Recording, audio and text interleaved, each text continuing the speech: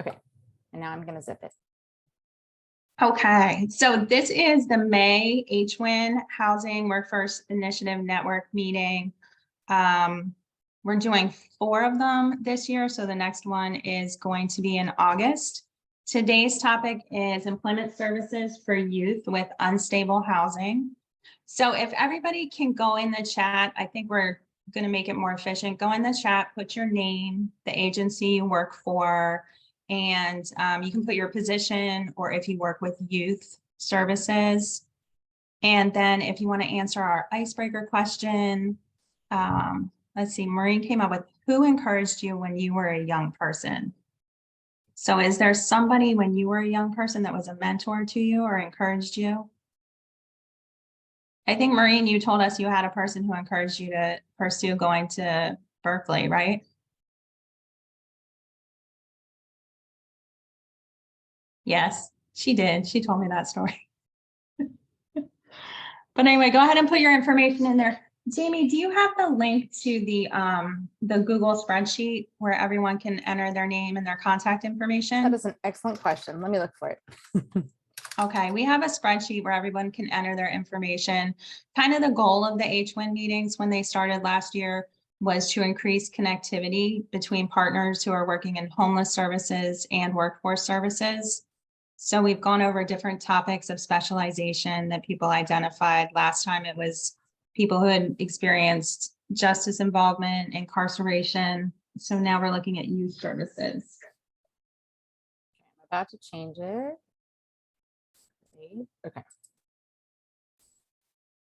So this should work. So what are we calling this? The resource. Yeah, I think it's our Partner resource. Try that and let me know if it doesn't work. The partner list. So if you can just enter your information there, it's a good way to connect with other agencies and kind of increase that warm handoff that we're looking for. So I think Jamie sent out the agenda to everyone.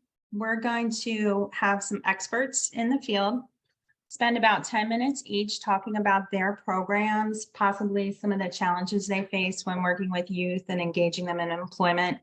We have Esperanza Velarde Ellis. She's Program Supervisor, Workforce Youth Services, Contra Costa Office of Education. Esperanza, that's amazing. We also have Erica Waterford, Vice President of Education and Employment at First Place for Youth. And we have Latasha Stockholm, Workforce Services Specialist. She's with the CC Works Program Manager, Workforce Development Board here at Contra Costa County. So everybody will give us kind of a presentation about that. We'll give a little bit of time for questions. Of course, if you have questions, please put them in the chat. Then we're going to do a bring the challenges section.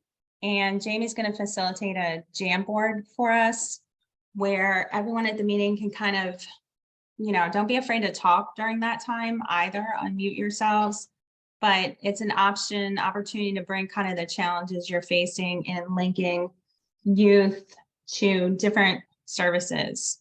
Is it housing? Is it shelter? Is it life skills? Is it employment?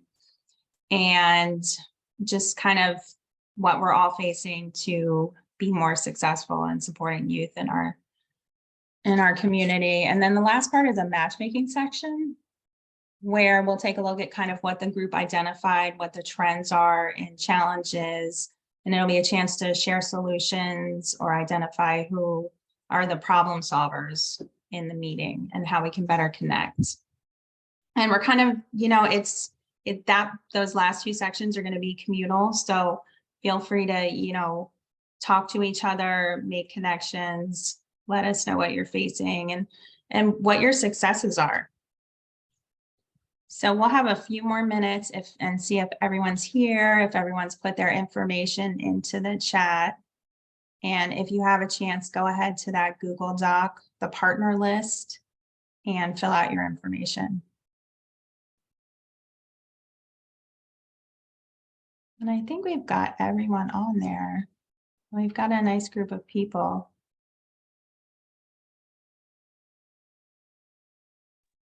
Morgan, can the presenters add to that as well if we'd love people to reach out?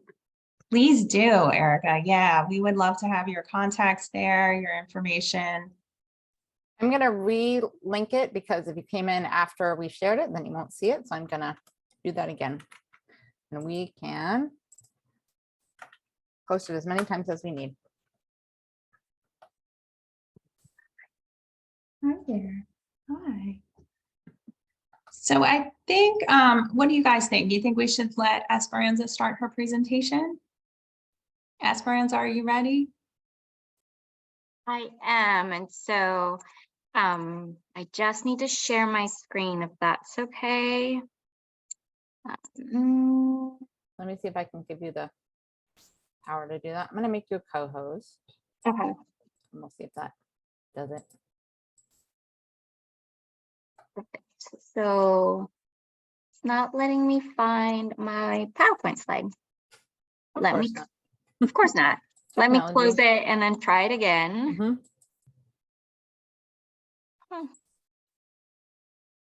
There it is. Okay. I'm assuming everybody can see my screen. There you go. Yep. So it's in, there you go. Perfect. Perfect. And I apologize. I thought, Morgan, you were saying like we were going to talk about the the challenges we were facing. And I was under the impression that I was just going to talk about our workforce programs, but I can plug in little things. You don't have to talk about challenges. It's just sometimes, good to share what we're all kind of coming up against. So I think everybody's really interested in learning about your program. And I can plug in. It's not a big deal. I think a lot of the services that we provide is meant to help, bring those barriers down or at least minimize them. So I don't mind. And I'll try to keep it to 10 minutes. I said I can only do 10 minutes, but I realized I did too much. So hi, everybody. My name is Esperanza. I'm with the Youth Services Department with the Contra Costa County Office of Education. I am the program supervisor for all of our workforce programs. So I'm just going to talk about what Youth Services does, the several workforce programs that we offer, the eligibility requirements, and the services that we provide through those workforce programs, as well as community partners we've had over the years, and the referral process if you do have youth that may be interested in our workforce programs. So the Youth Services Department provides a broad range of coordinated services for our opportunity youth, and we like to refer to our youth in care, youth who are experiencing housing instability, or just as involved youth as opportunity youth. We provide a range of services such as educational case management, finding a job, exploring career pathways. And all of our programs, not just our workforce programs, but all of our programs are designed to help youth prepare to be more self-confident, self-sufficient, and independent adults. So, like I mentioned, we have a lot of workforce programs. So we have our Workforce Innovation and Opportunity Act, which is our WIOA program. We have our Transition Partnership program, which is our TPP. We have our We Can Work, our Workability, and our most recent workforce program, our Student Training Employment Program, which is called STEP. And all of these programs are able to serve most of Contra Costa. Our WIOA program cannot serve all of Contra Costa, and I'll go into that later. But all of our programs provide secondary and post-secondary guidance. Some programs are a bit more intense with the case management because that's what the youth needs. And we also provide workplace readiness trainings as well as work-based learning experiences. And we also provide job exploration and career counseling. So our WIOA program is funded by our local workforce development board. It is a comprehensive youth employment program that serves our opportunity youth who face barriers to education, training, and employment. It's aimed to prepare our youth for employment and help continue to build skills once they are employed. So we have two different programs within the WIOA. There's our Supporting Student Success, which is for our in-school youth. So for our in-school youth, the main barriers or the main youth that we serve are youth who are current or former foster youth, youth experiencing housing instability, as well as justice-involved youth. For our in-school youth, they can be a junior or senior in high school. They must be at least 16 years old and reside in East or West Contra Costa. And for West Contra Costa, they cannot reside in Richmond because Richmond has their own WIOA program, and they cannot be enrolled in post-secondary education. For our out-of-school youth, we refer to it as our reconnecting youth to their future. So the youth additional barriers for the eligibility are the pregnant and parenting, high school dropout, and students with an IEP or a disability. Students cannot be enrolled in high school if they're going to be enrolled in our out-of-school program. They can't be in an alternative school or post-secondary education, but they can be enrolled in an adult school. So some students are enrolled in a high school completion program in an adult school, and that's actually perfectly okay. The students need to be between the ages of 16 and 24, and similar to our in-school program, they can be in East and West Contra Costa, but definitely not in the Richmond area. And WIOA provides the most, in my opinion, more services than our other workforce programs. So for the education, our case managers do provide intense educational case management. A lot of our case managers are co-located at the school sites, so we're able to have access to the student information system. We're looking at grades, making sure they're on track to graduate. Our case managers provide post-secondary transition services, so financial aid support, completing college applications, connecting students with college advisors. If a student is a high school dropout, we'd like to make sure that we re-engage them back in school, or at least get them in the path of obtaining a diploma, whether it's a GED or a high set, but we do want to make sure we complete that educational portion for our youth. And we also have what is called an individual training account. And this is funds that are provided to the youth who are interested in a training that is approved by the Workforce Development Board. So it's things like a lot of the trainings that our youth are interested in are medical assisting. So we have a lot of youth at the Contra Costa Medical College. We have one for the Paris Beauty Supply. So those are some of the trainings that the students can actually access and we can support pay for. We also provide career readiness training. So we provide career assessments to help develop the career pathways and understand like what is it that they're looking for. We provide work readiness trainings. We have 25 in total, but the ones that we provide in the first 2 months of enrollment are resume writing, work ethics, safety practices, interview preparation, financial literacy. And once the students complete all 25 workshops, we normally give them a $375 stipend for completing all 25. And then we also have employment services. So the paid work experiences, students are able to do 20 to 29 hours, and they are allotted about 120 to 500 hours per work experience, depending on the supervisor. And we are paying minimum wage at this time. And we also provide support and assistance with finding unsubsidized employment, which is important for a lot of our youth, because like I said, we pay minimum wage, so a lot of our youth are looking for something more permanent with a higher pay, especially if they're youth who are experiencing housing instability, or youth in foster care when, especially if they're AB 12 youth and they're trying to make sure they're able to pay for their bills and they're no longer staying with a caregiver. So that's something that we are working towards, is trying to find what is a reasonable pay for our students. And then other supportive services that we provide for our youth are transportation assistance, and this includes a Clipper card or a gas card, which is very helpful for our youth. Gas is extremely expensive and a lot of our youth do drive, and so we're able to actually support them in providing them transportation to school or to their employment, whether it's a paid work experience with us or unsubsidized employment. We also have a technology lending program. So this is something that we've been doing even a little bit before the shelter in place happened. So we were able to provide computers and hotspots to youth who were going to school, or youth who were participating in a remote work experience and they needed a computer. We also pay for interview clothing, employment attire, and we also reimburse for some certificates or licenses that students get.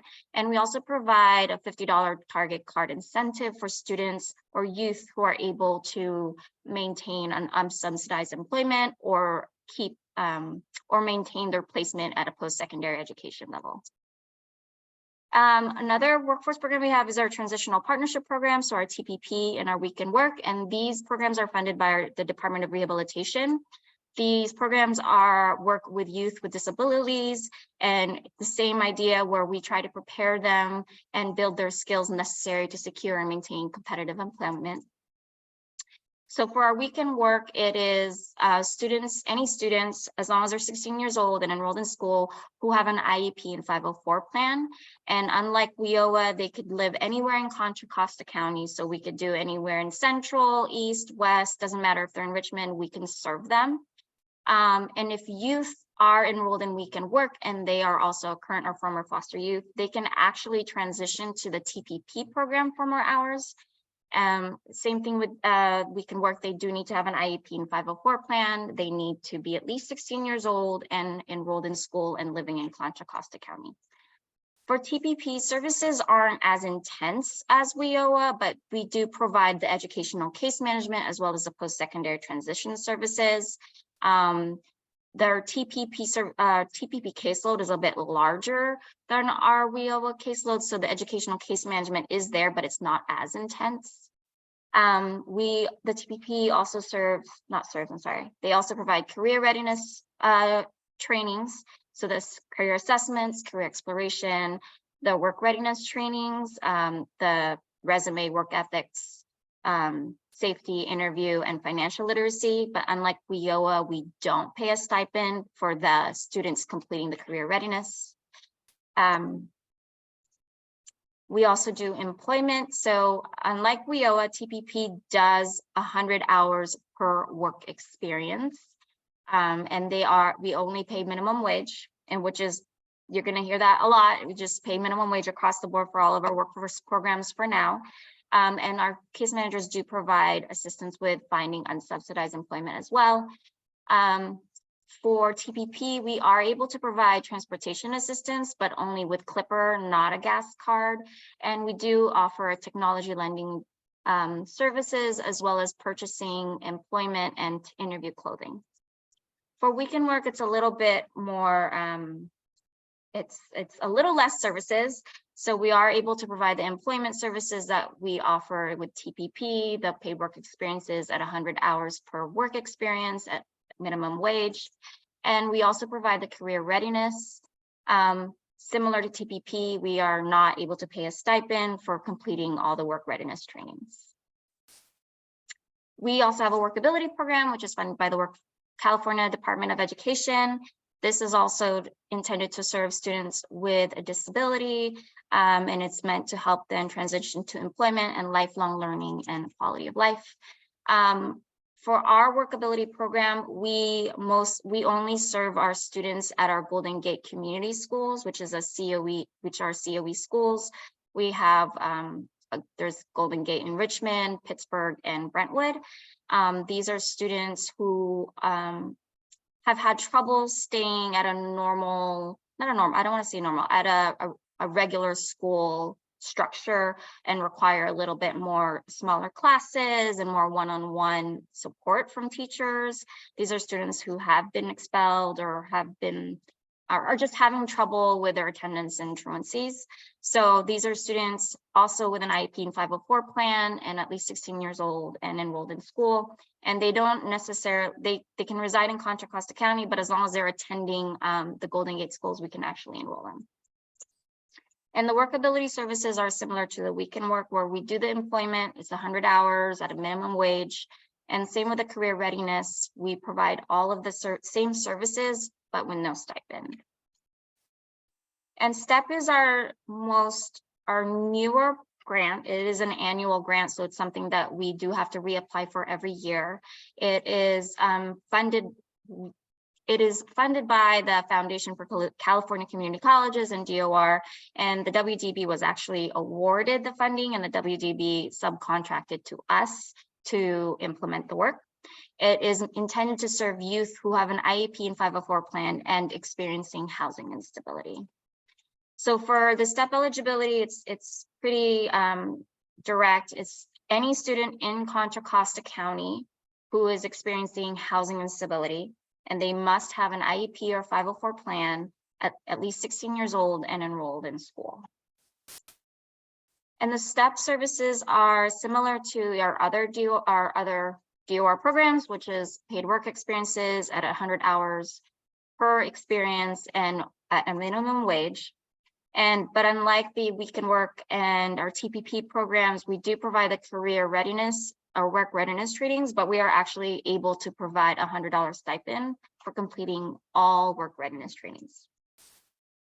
And some community partners we've had over the years who have either hired our students permanently or have referred to us and we've referred to them. So East Bay Regional Parks, a lot of our students work with Ross. He takes them out to the parks and they build fences and they do a bunch of maintenance throughout the East Bay Regional Park District and fixing things. We work with the YMCA of East Bay, so a lot of our students actually get experience working in childcare. We work with the Antioch Recreation Department, so a lot of our students get to work with kids during after school care or weekend camps. We also work very closely with several school districts for cross referrals for any potential students that may need our support. And we also work with ILSP as well to see, we do cross referrals with ILSPs for any students who would be eligible for their program. And they normally refer students to us for students who might be eligible or interested in working. And we have a very direct referral process. Everything is online. We just ask that everybody, when you're referring a youth to us, when you're completing this form, to complete it in its entirety.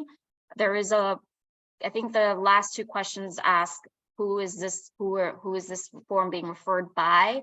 And we've just asked that you actually put your entire name on this, because what happens is if you leave it blank and we reach out to the youth normally says, who are you? Why are you talking to me? How did you get this number? And I feel bad for them because then they start calling counselors and asking like, how did they even get my number and all that stuff. So the referral process is very easy. We check it on a weekly basis. We reach out every Monday. We check it every Monday. We reach out and we update whoever is referring what the status is. So even more of an important reason why you should complete it in its entirety so that we can follow up with you and keep you updated if you are referring youth to us. And that's about it. And I know I didn't talk about the challenges that we are facing, but I do want to say that some challenges that I have noticed, and I'm going to stop sharing if that's okay. I don't know how to stop sharing. Oh wait, no, I do. Oh, you got it. I got it. Okay. So something I'm noticing is a lot of the youth in foster care have been, especially when they're turning 18. And I don't know, Erica, you could probably speak to this. A lot of them become homeless.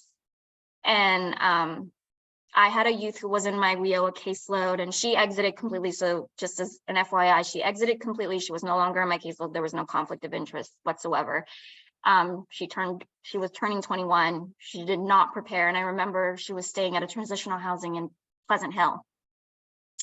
And she did not prepare at all, no matter how much I asked her, like, let's prepare, you're going to be 21 in no time.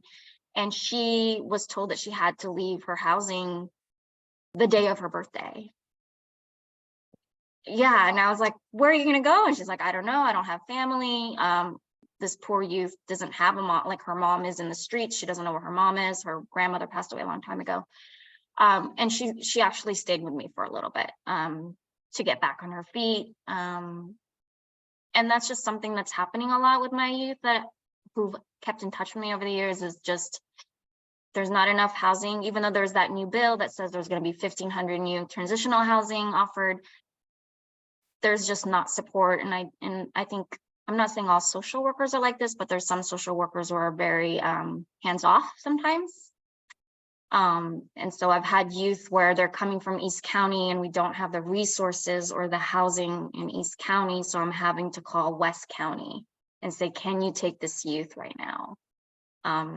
And so in speaking to the resource, like what the challenges are, I think anything with housing would be great. Something that would be at our fingertips where we're not having to call, was it 311? Am I thinking of Cal? 211. 211. 311 is the one for the roadways. Okay, yes.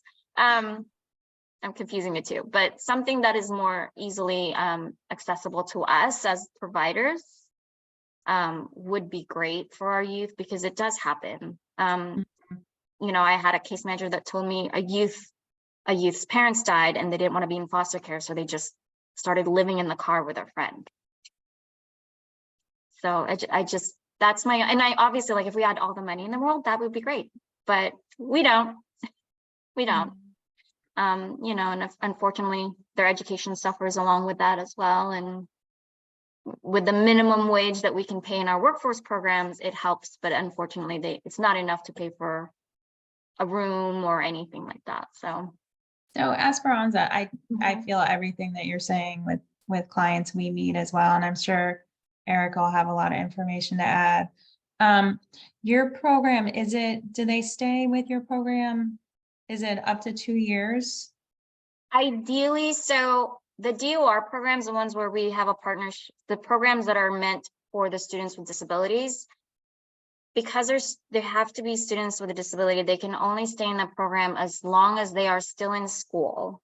Okay. So for the student training employment program, that one is up to 21 years old, and so is our other programs.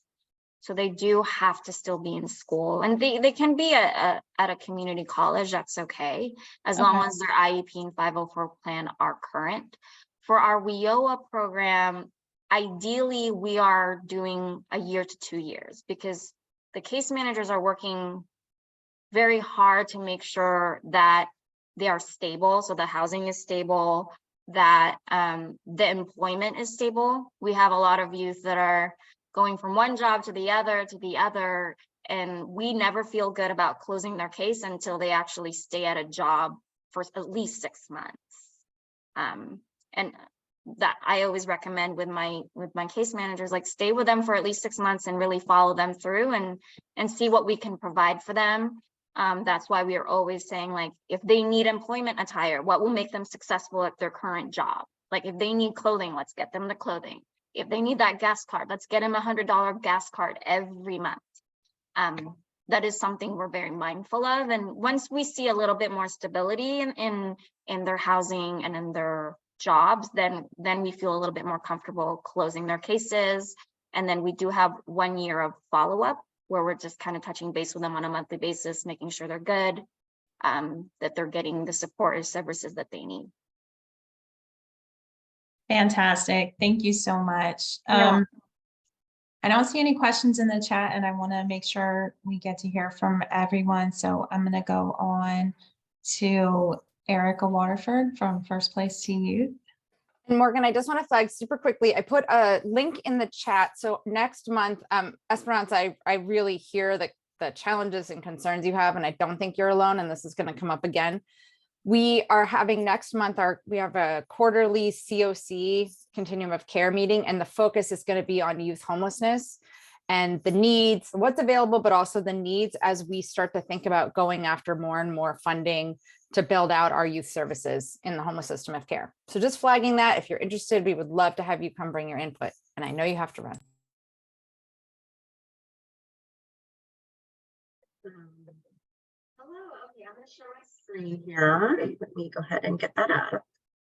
Okay, so my name is Erica Waterford. I am with First Place for Youth, and First Place for Youth basically serves TAY, homeless, and foster youth. So we are a 25-year-old agency. We are in 6 counties throughout California, but ultimately our mission and our goal is to help individuals to transition to self-sufficiency and self-sustaining adulthood. I put links in here. I'm also going to paste the link and the referral forms. I'm actually not spending as much time talking about who our agency is versus I actually brought some youth voice here, which I thought would be helpful for this meeting. And then I brought some kind of creative solutions and things as well. So if you guys do want more information just on our agency, I have 2 slides that I'm flying through, and I have some links for you. So let me see how I can switch slides here since I'm sharing. Sorry, everyone. Okay, so next slide. Again, this is just high level in terms of what First Place for Youth is. We provide housing. So I really appreciate that she named that. That's one of the large concerns. but we provide housing, case management, education, employment, and wellness and healthy living skills. And then ultimately, we serve predominantly BIPOC individuals. We have many who are parents themselves, even though they are transition age youth. We have many that have housing instability, and 50% are justice involved as well.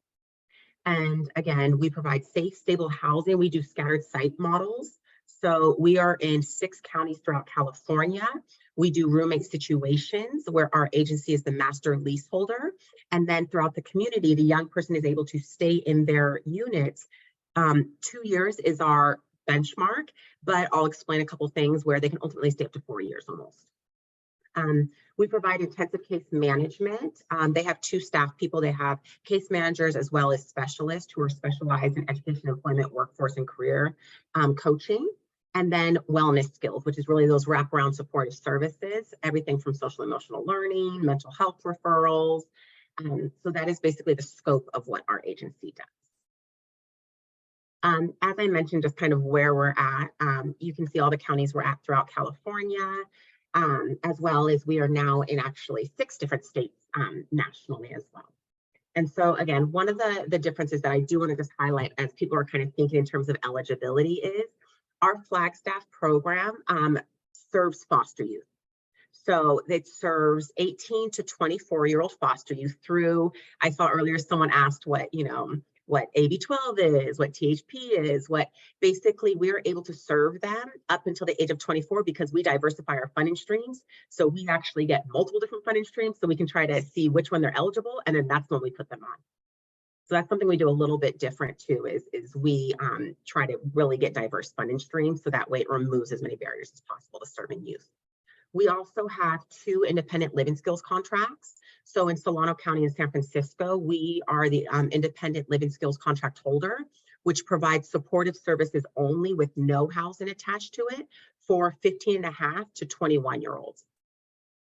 One of the other really big pieces that I like to talk about our agency is we do what I'm explaining right now, which is the direct service, but we also have a really large policy wing.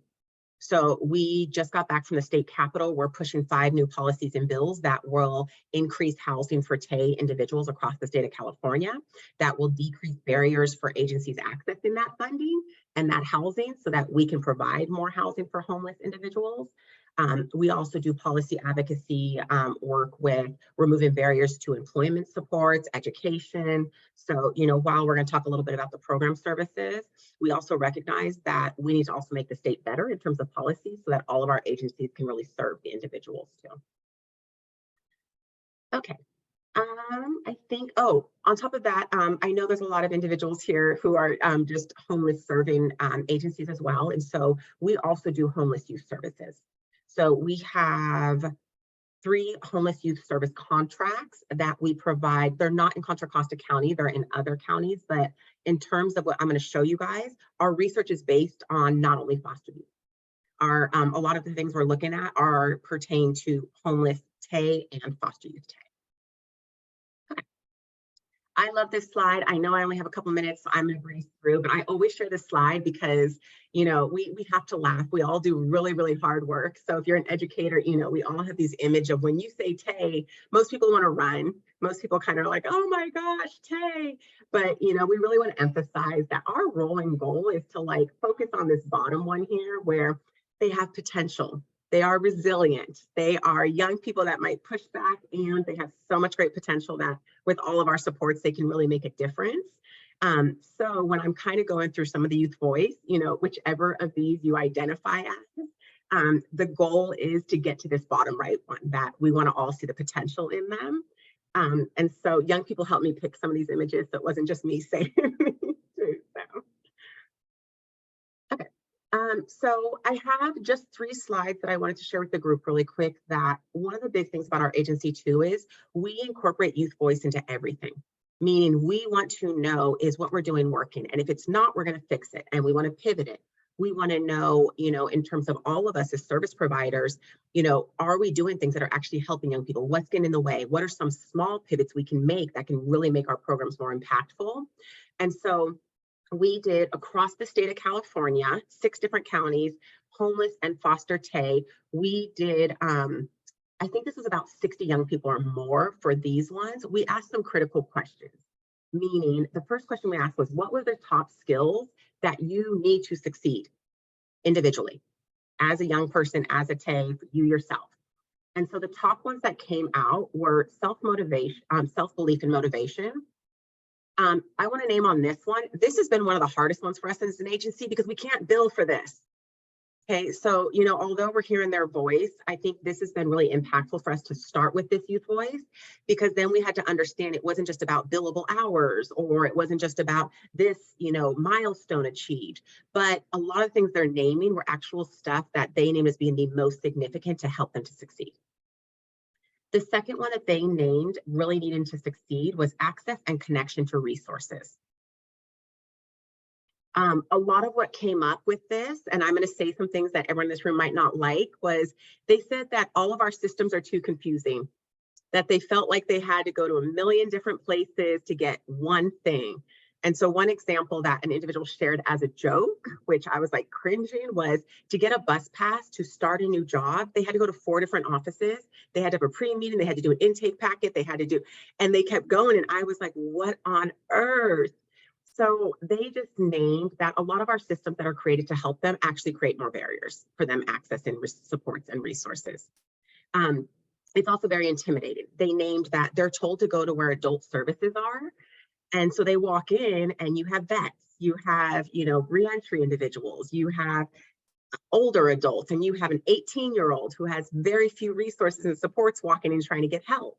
And so really wanting to know the access and the connection points.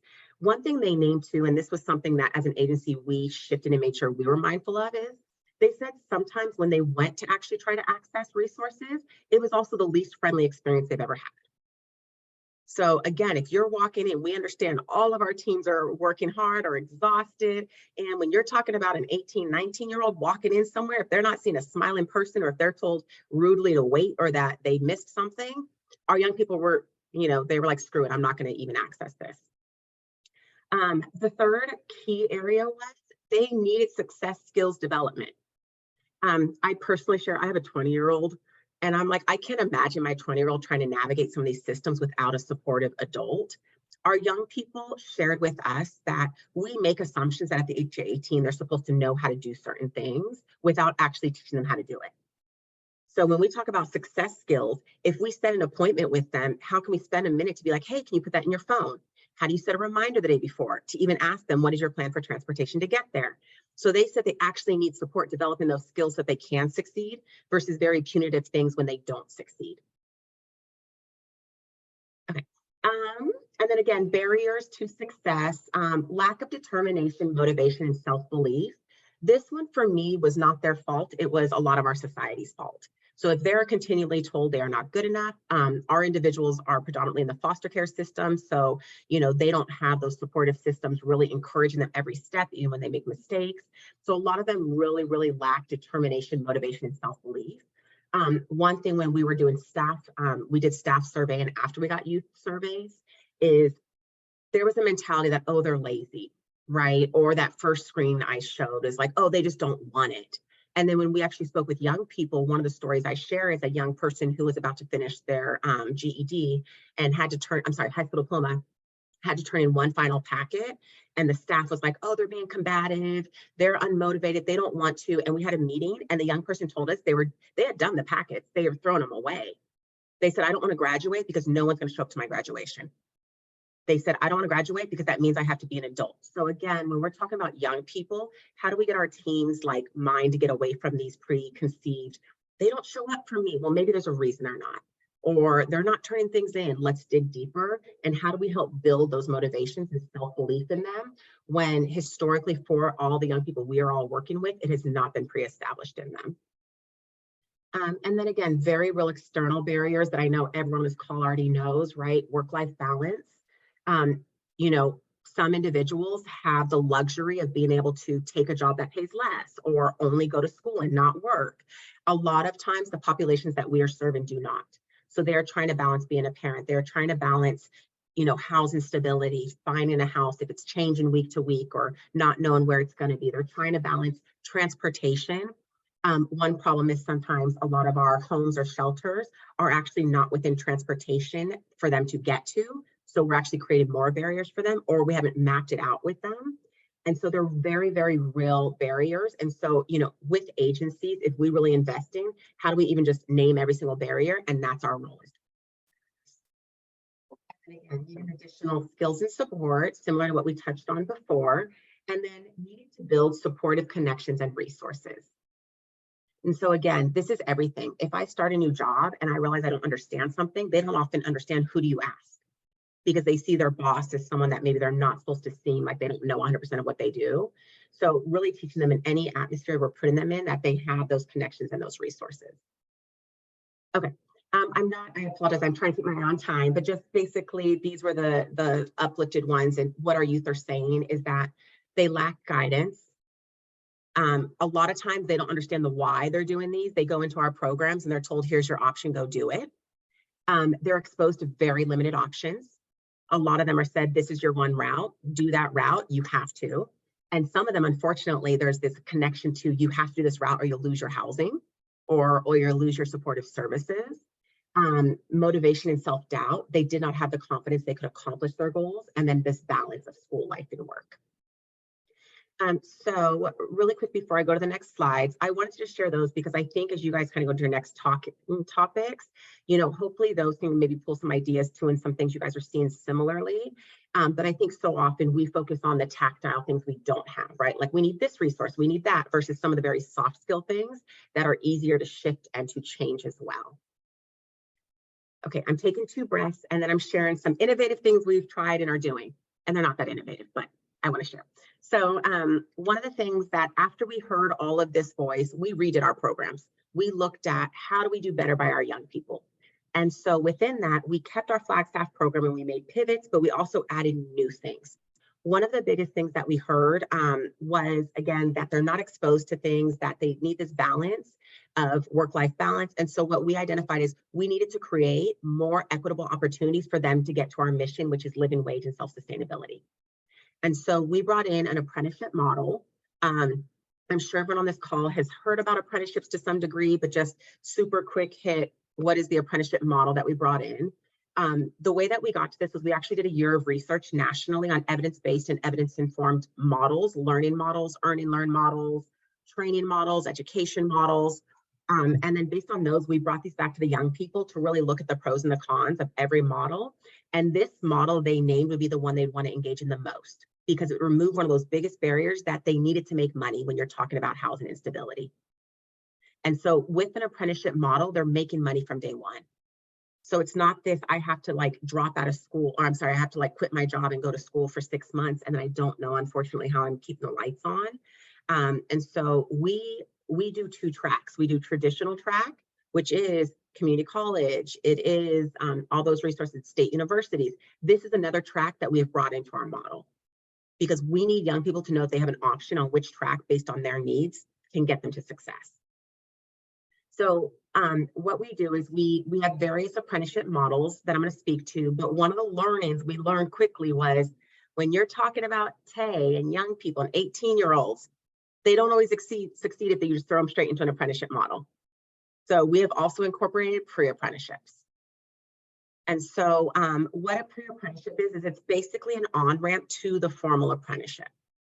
And so one that we just launched in Contra Costa and Solano that we're super excited about is our partnership with CBS.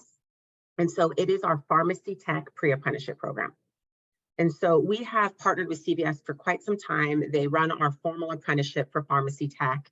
And we are repiloting our pre-apprenticeship. And so what the pre-apprenticeship program is, this is just one of our flyers, is basically, it's up to an 8-week training, but 5 weeks is just the training piece that is a hands-on learning. So every young person gets a kit, they get to learn, they're doing it on site at our offices, and they get the instruction from Thrive University, which is an accredited university. And they basically learn the early steps before they jump in both feet, the deep end of the formal apprenticeship partner program. We're also offering tutoring. So they're doing class 3 days a week. And then 2 days a week is on-site is tutoring support for them and or peer-to-peer learning for homework and just pizza and whatever else they want to do on that other day together. So it's really just about them doing the community together. And then we are doing the work experience when they're actually in the CVS store.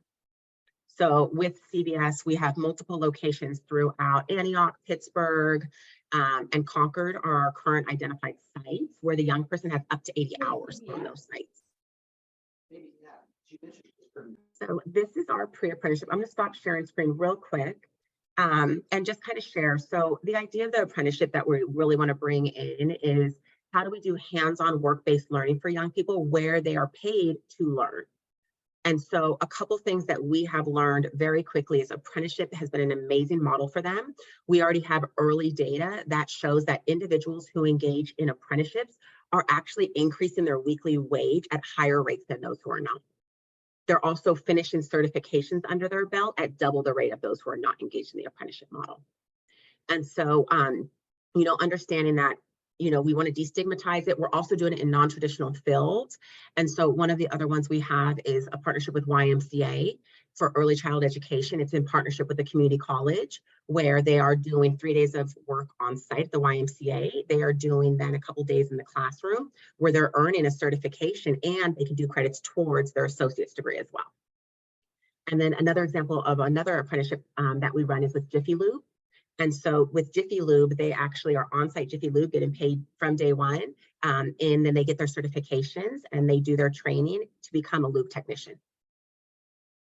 So apprenticeship, you know, while First Place for Youth, and I love, you know, pitching First Place for Youth here too, I think too, really for this group, us understanding like what are alternative options to help young people still to get to living wage, to remove barriers of them having to figure out, you know, if they have to quit their job just to go to school. And so the apprenticeship model and pre-apprenticeships models have been one that we have really found in early, you know, our early research has been one that has been successful.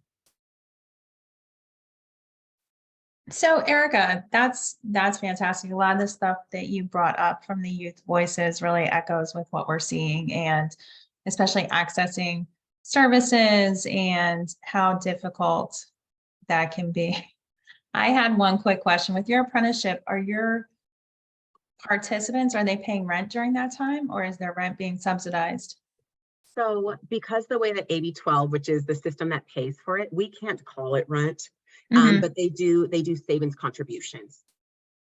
So we do not do a system where I know some agencies will say you get a pause if you're engaged in a program, but we do whatever they can contribute towards, they put towards savings. Okay, fantastic. And I think Hope had a question. She asked, is First Place for Youth connected to the 211 system, or would someone need to know, you know, how would they connect someone to First Place for Youth? Yeah, we've been trying to figure this out. So originally we were filtered through ILSP, but you know, we also want to make sure that we're in every access point. So I know right now the community college actually put us on their website, but I don't believe we're part of 211 right now. And so that might be something that if we can figure out how, we do have, and I'm going to paste in here the link to our website as well as our referral form. But we do want to make sure that as many individuals need information about our resources and eligibility can get that, as well as even if they're not eligible, we also then have resources that we can kind of still support with too. I just want to jump in real quickly and mention that's super important because in our community, there's basically 3 ways folks connect in with homeless services, and 211 is sort of the primary thing that we refer people to. So I'm going to drop in the chat the page on so it's Contra Costa Crisis Center runs our 211. Everyone on here should make sure your programs are listed, because when folks are calling for homeless services, if it's not in the database, they might not know about it. So I'm going to drop that in the chat. Perfect. Hope, did you have anything to add to that question, or did you get your question answered? That was perfect. Fantastic. So I'm guessing, Erica, if someone on the call has a client or someone they're working with and they think that they might be a good fit for First Place for Youth, they could definitely reach out through your website. Yeah, I actually just put the referral link in there too. So Fantastic. That link, literally, they'll just put their contact information and then our staff will reach right out to them directly to talk about, you know, if it's a fit, if they want to be engaged, the types of services we do, so we can get them connected directly. Fantastic. Did anybody else have any questions for Erica? I think she brought up some good. Catherine? Hi, yes, Erica. Is this only for foster children or can just homeless youth also? Yeah, so in Contra Costa County, we only serve foster youth in that county. One of the things we are hoping to do though is, with some of the apprenticeships we're getting up and running, because we don't have enough young people to serve, right? We want to open that. Our goal is that after these next 2 cohorts, we actually want to share those resources with some of the other people to open them up to other individuals. So our hope is, although we can't provide all of our services, we want to open some of the resources to others. Okay, that's great. And then do you work in San Francisco also? I thought I saw that. We do. So we're in San Francisco is where we actually do have the homeless youth contracts too. Cool. So in San Francisco, we do serve homeless youth. Okay, that goes up to age 24, you say? At entry. So as Okay. long as it's at entry, we have quite a few that are older than That go now, but over, right? as I long as figured that. soon as they get their foot in the door and their applications and things, it's before Yes. the 20th, then we're, Yes, because I actually have a son who's in San Francisco who's gone through several programs. My own son who's 23, going on 24. And so as he for me for different things, try to find resources also to help each other with the different things. So this is good to know. Thank you. Great. Thanks so much, Erica. So we'll have a chance to talk more at the second half of the meeting and kind of touch on some of the points, the youth voices that were brought up and things we're seeing as well. So I'm going to pass it to you, Latasha, Workforce Service Specialist with the CC Works program. Hi, good afternoon. I'm Latasha. It's nice to be here with you all today talking about youth, and youth is something I'm very passionate about. And so I'm excited to share a few things that we have going on here at the WDB. Some of my programs are a little bit different. They do kind of fall under very specific categories, but I did want to share them with you anyways, because I do know that there are ways that we can interact to help with our goals to try to serve the youth in many ways. So the first thing that we have is the CC Works program is a subsidized employment program that serves people who are receiving CalWorks and who are active to welfare to work. So that's the cash aid program. If they're receiving cash aid, they have that welfare to work requirement. We have piloted last year, and this is our first regular year of our summer youth employment program through the CC Works program. And that is going to serve the youth of those parents who are involved in the welfare to work program. And so the Summer Youth Employment Program, we serve 16 to 17-year-olds. And last year when we piloted, we only did internal placements with Contra Costa County departments in our Employment and Human Services and Workforce Services bureaus, where they did clerical type work, and they received some on-the-job training with those kind of job functions. The program helps youth to get job skills, to develop working relationships, to learn work culture, to develop that responsibility of showing up somewhere every day and see if this is for them or maybe it's just not. And that's fine. It's kind of that job exploration piece of it. The program pays $15.50 an hour. We are talking about trying to increase that to be competitive because, as you know, you can go to In-N-Out Burger and get $20 an hour. So we want to make sure that our program is also competitive. So that's something we're looking into working on. And I should note that that is one of our challenges as well, is appealing to the possible employees through the program. Welfare to Work program does offer assistance with supportive services, so they can assist the youth with paying for transportation to get to and from the work site, as well as clothing if they need it, and any other barriers that they might have. They can assist them with resources to address those as they discuss them and as they come up. And so right now we have actually for our second year partnered with the City of Concord, and we are recruiting for their lifeguard positions. So that's an interesting new work site for us. And obviously it requires a specific skill of being able to swim. So our recruitment is a little bit, kind of closed off in that sense, but we have had actually like 16 youth already who are interested that we are talking to now to try to get in those positions, and they only have 10 positions. So we're hopeful that some of our youth can get into those. And so I know that if you have youth that are, disclose that they receive cash aid and that they're 16 or 17 years old, you could refer them to talk to their welfare to work worker about sending a referral to our program. But more importantly today, I think I wanted to let you guys know about the opposite side of our program, which is kind of where I expect more of you to be able to fit in and kind of help us with our efforts. And that is becoming a work site. So we're always looking for work sites to host our youth. And in that, you get a reimbursement of $15.50 an hour for the hours that you have the youth employed. So we're paying the wages, but we're also feeding your talent pipeline. We have employment placement counselors who work directly with our youth to fit them with the job and kind of pre-screen them to see if they're a good candidate for your position. And then they will match the employer with the youth that is suitable for their position.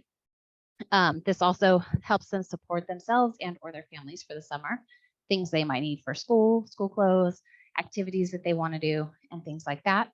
And you would also receive, one-on-one time with the employment placement counselor to talk about your needs as an employer and where they could fit in and how we can help you with your staffing needs. So if any of you are interested in becoming a host worksite or would like to host a summer youth for this program, I'd be happy to. I have a flyer actually that I can see if I can post here in the chat after we're done on how to become a worksite employer and the phone number that you can contact to do so. That's pretty much it about this. I have something else I want to talk about as far as Measure X, but does anybody have any questions as far as the CC Works Summer Youth Employment Program? How does a young person get connected to, if I have a client who is on welfare to work and they have a teenage child that would like to do that for the summer, how best could I connect them? So there's a couple ways. The first way is you could just call us directly. And like I said, that information will be on the flyer. I'll have the phone number there as well as an email. And they could contact us directly, or they can always have the parent can always ask to speak to their welfare to work worker, and their welfare to work worker can refer that child over to us for potential placement. Fantastic. Thank you. Right now, we do have more youth than slots. And so once again, we are still recruiting employers. And as you know, summer is quickly approaching. So if you're even considering it and you want to start those talks after I send you the information to contact us, just let us know. And then if no other questions, I'll move on to the Measure X stuff, which is also exciting. Okay, so we are also working on the Measure X Youth Centers project. As you guys might know, or likely know, the Contra Costa County passed the tax measure for Measure X a couple years ago. It's a 0.5-cent sales tax that has been been collected already. And there are several goals that were a part of that Measure X passing. One of the goals was goal number 4 for intergenerational thriving. And it was determined before we got involved that that would be in the ways of youth centers in Contra Costa County, one in East and one in Central. West County, as you may already know, has a very well-known, successful youth center called RISE. And so there was a need, particularly in Central and East County, for these types of centers. So we have been tasked with this project. And what this project is going to look like is we just completed phase 1, which was putting out the RFI for a consultant to conduct our stakeholder engagement. So we have selected that provider and it will be announced shortly. And we are going to start that community engagement process. We are really excited that there's going to be we really want the youth voice to be strong and present so that these youth centers will be something that they want to have an investment in, want to show up to, want to tell their friends about. If we're all adults sitting around planning a youth center, let's face it, it's probably not going to be, something that young people want to show up to. So we really want their buy-in. We really want them at the ground level, saying what they want, hearing what they want, and then getting those things as a part of our groundwork. So that's phase 1. Phase 2 is going to be, we're going to put out an RFP for the person or entity who will develop and operate the youth centers. So that's going to be down the line because we still have to do that community engagement piece. And then eventually phase 3 would be the development and operation of the actual physical youth centers where the youth will hopefully be able to then go and receive all these different services that are determined through this process that we're about to begin, which is the community engagement.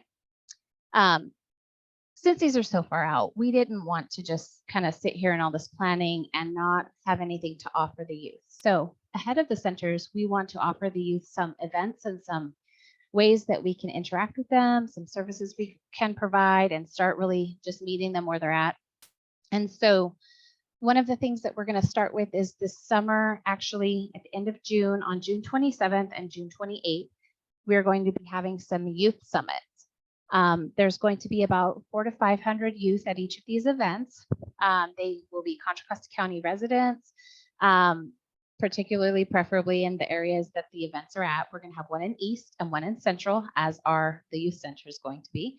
And we are going to have a guest speaker, Arel Moody. I'm not sure if anybody's familiar with the name, but Arel Moody is a fantastic speaker. He has spoken at the White House. He has spoken at many youth events. He's worked with several counties, including his work with youth at Y4 with San Bernardino County.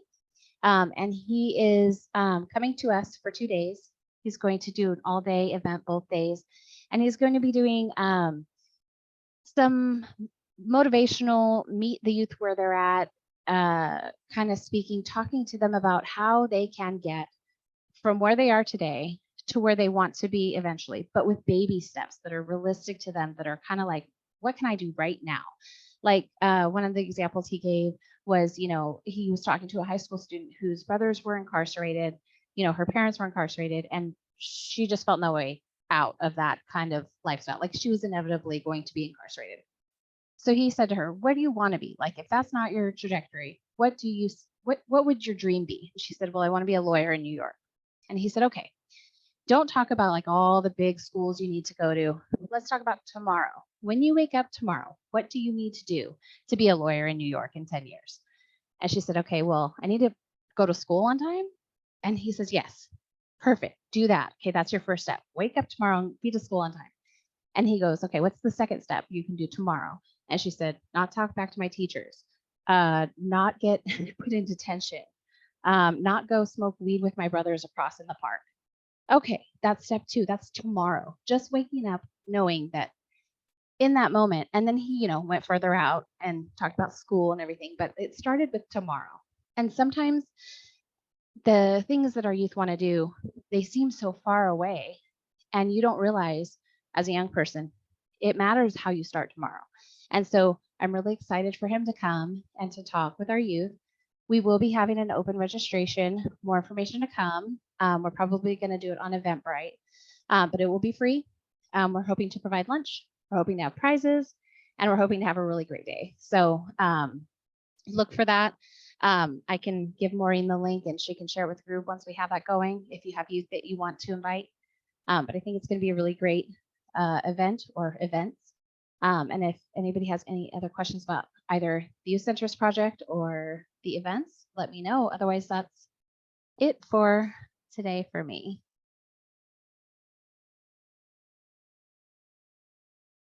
All right, I don't see any questions in the chat. Does anybody have any questions? Latasha, you covered a lot of information. I'm looking forward to learning more about the youth centers that are coming up. So a lot of that's going to be determined by this community engagement piece. And so, I mean, everything from the ages served to the services provided to the location to, I mean, just everything. This is what this piece is going to be. So as we go through this process, we're going to know a lot more. You know, if you're interested in the community engagement piece, I know our contractor will be doing that, but you could definitely, you know, send your contact information and we can reach out to you if there's a way that you can participate. But we're really excited. Oh, that would be fantastic. That would be great. Yeah, does anybody want to ask any questions of Latasha? No, no questions?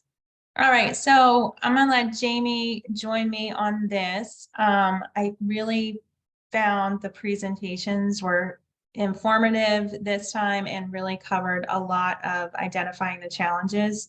You know, I like that Erica brought in the youth voices position, and there was so much of it that I've seen, and I think anybody that's worked with people trying to navigate benefits has seen. You know, I spent last Friday an hour on the phone with one of my clients trying to get a hold of her CalWorks worker. So it was a very stressful day.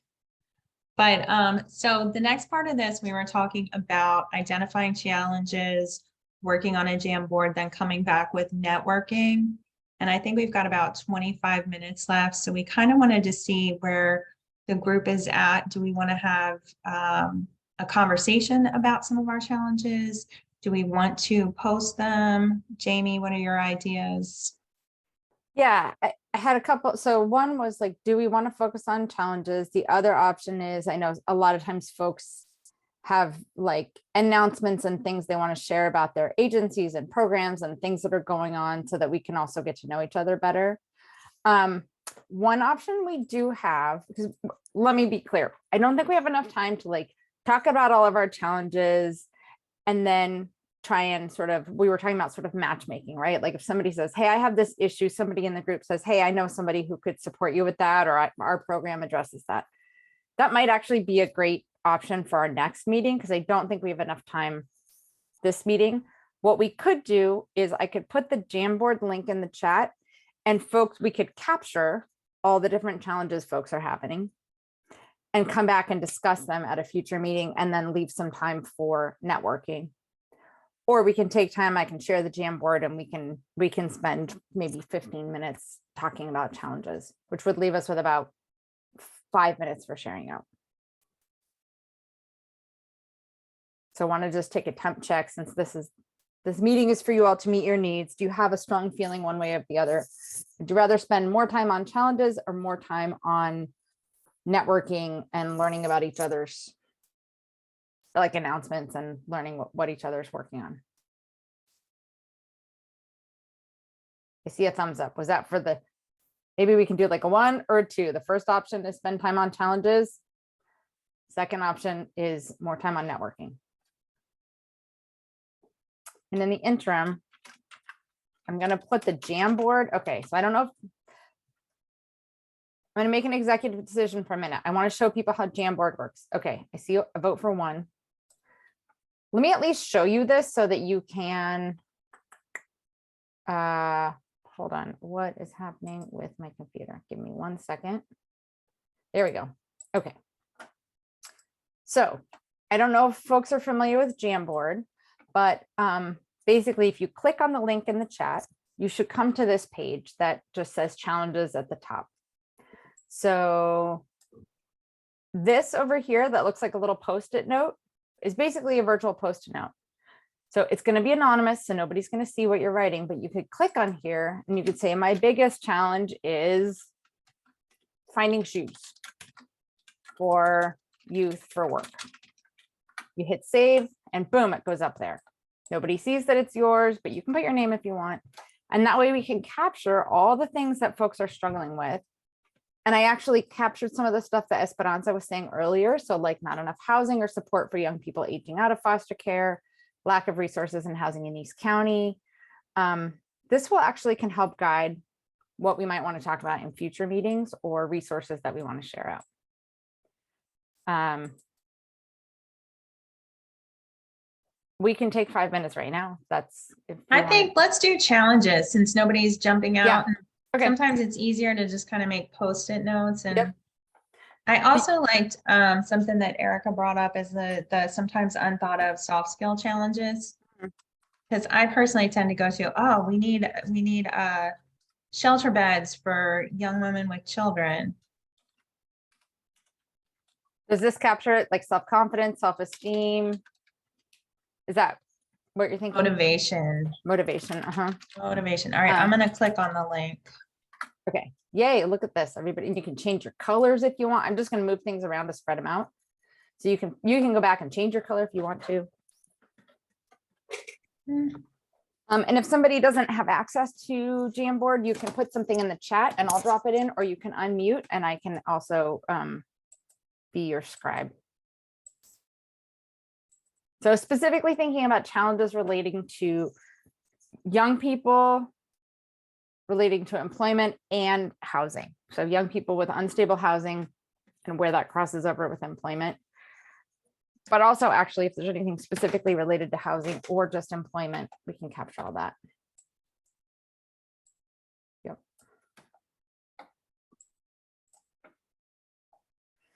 These are great. Where to live while attending a training program, minimum wage restrictions, so they can't compete with other employers. Landlords don't want to rent to anyone less than the perfect candidate. Amen. Shelter beds for young women with children.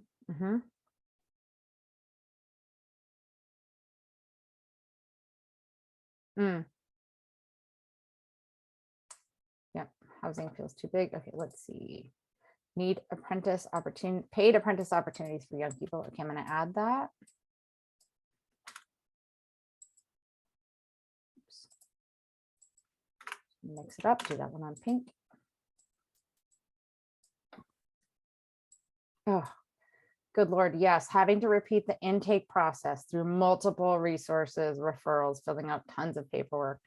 Just that story, like, I have no filter on my face. So the story about the young person trying to get transit to the job with 4 offices. And I'm like, I can't, I couldn't do that. I would not have the patience to try and do that. Paid training time. Yep. For all young people. Childcare places have long waiting lists. Whole industry is challenged to find enough workers. Yep. Also, I don't know if you guys are finding this, but I'm finding some places are constantly posting that they're hiring. And I have people applying and not getting interviews or getting scheduled for interviews, and the interviewer doesn't show up, or they don't get any hours. They get hired very part-time with no hours. I don't know how real or what, but the reason I've heard that a lot is because of the PPPL loans, and that, you know, they have to say that they're trying to hire in order for them to be forgiven. Oh, that's interesting. I don't know how true it is, but that is one thing I have heard as a reason why we see that. Yeah, I've seen a great increase. And of course, I have a lot of people that are caregivers, and caregiving agencies constantly hiring and then giving people 8 hours a week.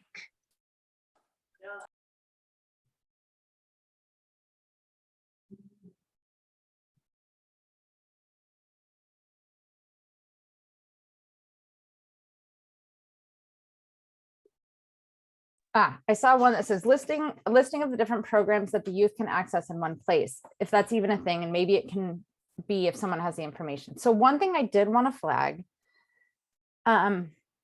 so for young people at risk of or experiencing homelessness, we actually in Contra Costa, excuse me, have sort of a whole youth service line, and I'm going to drop a link. So we're working on like better flyers, but basically there's a phone number that you can call, that we have like a shelter, right? So Cali House is the youth shelter, but they can also start to like do an intake for lots of other homeless related services. So I'm going to say, I'm going to put the website that has like the information, the phone number, and a little bit about the different kinds of programs. And so this, we have shelter. There's also some daytime drop-in. But 211, and I just want to plug again, 211 is really important.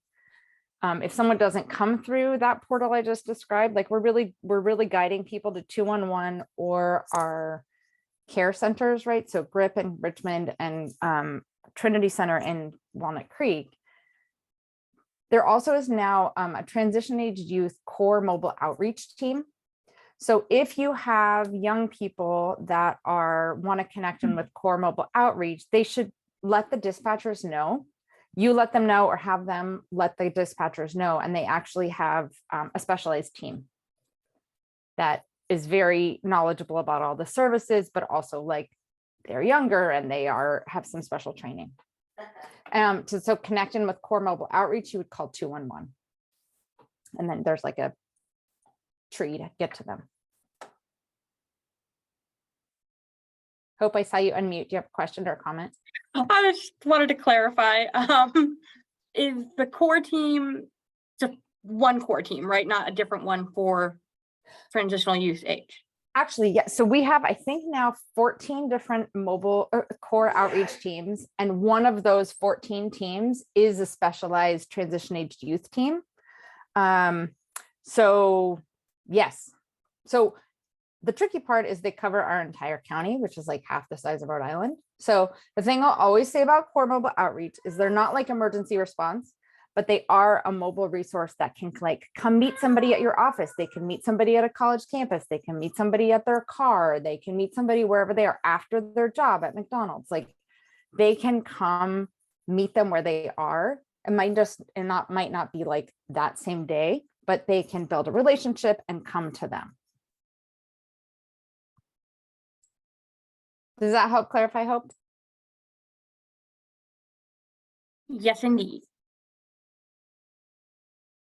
And I'm also going to make sure that they know about these things. So, you know, they're not necessarily case managers, but they can connect people in. Like they do have people that are looking for work and looking for various things. So I'll make sure that especially the TAY youth, the TAY core teams knows about these different programs so that they can at least know how to like direct them. Okay. So I'm gonna pivot so we can do, I'm gonna turn it back to you, Morgan, for sharing. Does that sound good? And we'll capture this and figure out maybe after this meeting, next steps for this piece, but I'm gonna leave this here while we're talking. People can continue to add stuff on the Jamboard or in the chat around challenges. Sure. So I do have a question. Is this a topic that people think is worth, you know, continuing to explore in future HWIN meetings, or kind of use as a, because we thought at one point, Maureen, you can totally jump in because this was kind of your idea about, you know, making HWIN somewhat of a working group as well. Oh, go ahead. I don't have anything to add. I just said I'm okay with it being a working group and we spend some time problem solving. Yeah, I wonder if this is something we'd want to come back to in a future meeting. Our next meeting isn't until August, so that's a long ways away. Yeah, it feels far away. Yeah, it feels pretty far away, but this is certainly something we could come back to. Or it seems like maybe if we arrange some of these challenges, we could share them out to the people that attended. And it sounds like the COC has more information coming up this month with another meeting on youth services, youth homeless services. Well, I know sometimes we have said like, oh, well, let's have like a little breakout task force or something to that is focused on just a smaller piece of this. And maybe they can meet, research, make connections, interview, ask questions, whatever, and then come back to the group and say like, well, here's a best practice, or here's how this works, or here's a resource we didn't know, or a path we didn't know, or something, and share that with the group. Yeah. Well, that's an option. So we'll definitely, Jamie will be sharing out all these slides and the information and some of the challenges. I think that the presenters brought some great resources, but also, you know, some questions of why we're all kind of running into the same issues. And, you know, who is it that's going to fix that? I don't know. But we have a few minutes left. If anybody has any announcements about their organization, any questions about what we talked about, or something they would like to share, this is your time. Does anybody have any upcoming orientations, meetings, events? Jamie?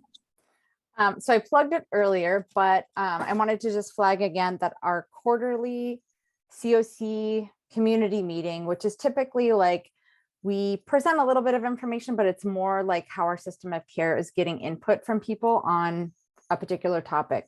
So our focus, and actually this is inspired because of the topic of this being youth, we are going to focus on youth homelessness, talking a little bit about what's available, but really want to do a lot of work gathering input from people because we are considering as a community going after more funding And we want to do some needs analysis, and there's a bunch of stuff coming kind of down the pike.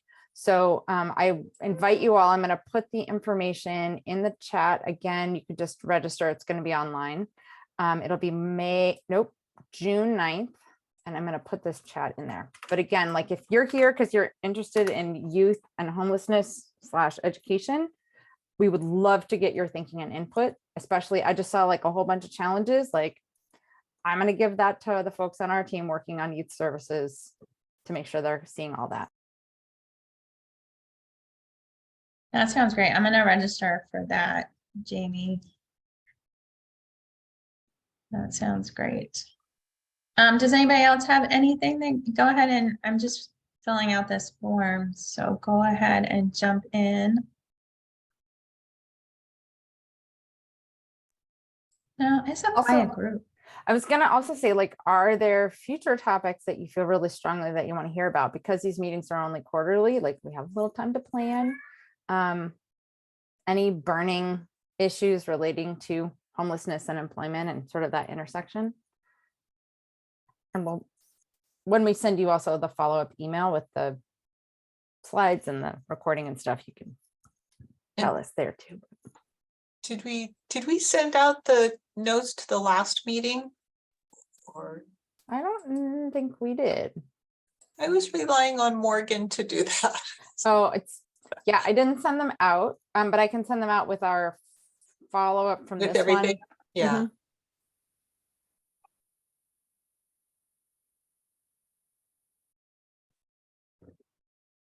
All right. Well, thank you so much for adding to the Jamboard, participating. I hope everybody learned something from the meeting, and we're really happy that you joined us. So thank you so much. Thanks, everyone.